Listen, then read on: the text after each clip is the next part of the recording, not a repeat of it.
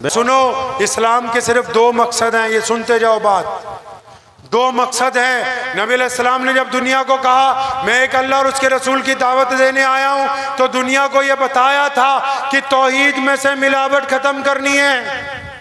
और जब कोई गैर मुस्लिम दोस्त पूछता है इस्लाम का मकसद क्या है, छोटी सी बात है, प्यारे पैगंबर ने कहा कि जिसने कलमा ला इलाहा इल्लल्लाह मुहम्मद रसूलुल्लाह पढ़ लिया, उस पर वाजिब है कि दुनिया के तमाम इंसानों को बराबरी का दर्जा दे। अगर आप एक मुसलमान हैं तो एक हिंदू भाई के बर्तन में खाना आपके लिए जायज़ है। आप अगर मुसलमान हैं, एक सिख के साथ जफ्फी डालना आपके लिए जायज़ है। आप अगर एक मुसलमान हैं, एक दलित के साथ गले मिलना आपके लिए ज़रूरी है। अगर आप मुसलमान हो के किसी के धर्म की वजह से उससे नफरत करेंगे तो आपको अभी रसूलुल्लाह का दीन समझ नहीं आया है। अल्लाह अकबर। बेशक हमें पाबंद किया, पूरी दुनिया को पाबंद नहीं किया कि सारी दुनिया वाले मुसलमान हो, नहीं, हमें पाबंद किया कि हम इस्लाम की शक्ल सूरत बना के रखें। बनाएंगे इंशाअल्लाह। अच्छा, आप लोगों ने इस्लाम की फोटो देखी है भाई?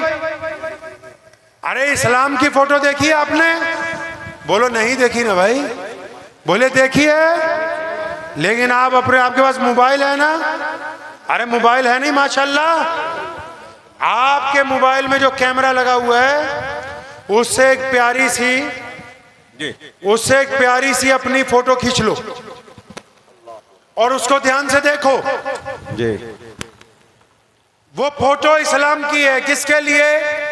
हमारे हिंदू, सिख, ईसाई, दलित, बोधी भाइयों के लिए वही इस्लाम है जो हमारी शक्ल है। उन्होंने मस्जिद नहीं देखी, कुरान नहीं पढ़ा, हदीस नहीं सुनी, क्योंकि उनको जरूरत नहीं है। लेकिन वो इस्लाम को जानते हैं। कैसे? क्योंकि अब्दुर्रहमान उनके साथ काम करता है, क्योंकि इमदादुल्लाह भाई का कारोबार उनसे है, क्योंकि जुनैद भाई उनकी दुकान से सामान खरीदने जाते हैं, क्योंकि शफी भाई उनके साथ पढ़ते हैं। अब हम अपने गैर मुस्लिम भाइयों के साथ जो इस्लाम की शक्ल हम पेश कर रहे हैं उनके नज़दीक वही इस्लाम है। तो अकेला मौलवियों ने ठेका नहीं रखा इस्लाम का। आपकी वजह से अगर कोई इस्लाम को गाली देगा तो लिख के ले जाओ, क़यामत के दिन मोहम्मदुर रसूलुल्लाह को जवाब देना होगा।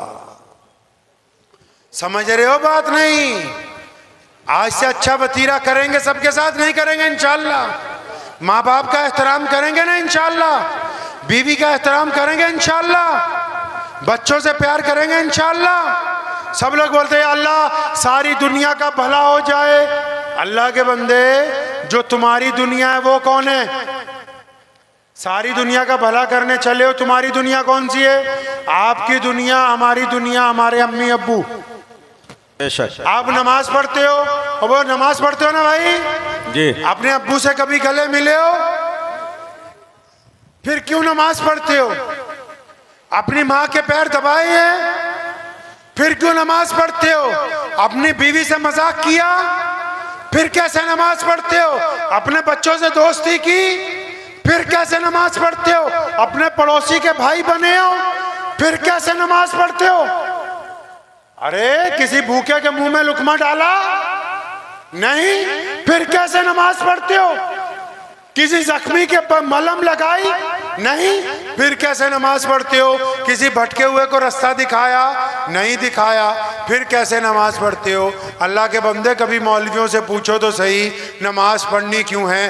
कुरान ने दर्जनों जगह कहा कि इन्नत सलाता, कि नमाज इसलिए ताकि तुम गंदी बातें करनी छोड़ दो, अच्छी बातें करने लगो। अराइत अल्लाज़ी युकज़्ज़िबु बिद्दीन फ़ज़ालिक अल्लाज़ी यदुल यतीम। नमाज इसलिए ताकि तुम यतीम के मुंह में लुकमा डालो। ये तुमको किसने समझाया कि नमाज दूसरों को ताना देने के लिए? अरे ये नमाज इसलिए बनाई थी कि तुम अच्छे बन जाओ। कोई नमाज पढ़ के भी अगर गाली देता है, नमाज पढ़ के भी बाप को सलाम नहीं करता, नमाज पढ़ के भी बीवी को थप्पड़ मारता है, नमाज पढ़ के भी अपने बच्चों से दुश्मनी रखता है, नमाज पढ़ के भी अपने हिंदू सिख भाइयों से दोस्ती नहीं रखता, फिर ये नमाज नहीं पढ़ता, ये तो मुनाफकत करता है, इसको नमाज का पता ही नहीं है। नमाज बनी इसलिए कि तुम अच्छे बन जाओ। बनेंगे अच्छा इंशाअल्लाह। तो दुआ कीजिए अल्लाह ताला मुझे भी आप सबको इन बातों के ऊपर अमल करने की तौफीक अता फरमाए। व आखिर दावाना अनिल हम्दुलिल्लाह।